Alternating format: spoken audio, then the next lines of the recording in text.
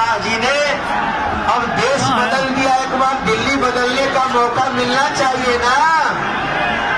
दिल्ली बदलने का मौका देंगे ना तो एक बार आप सभी लोग दोनों हाथ उठा के कहिएगा, अमित शाह आगे बढ़ो,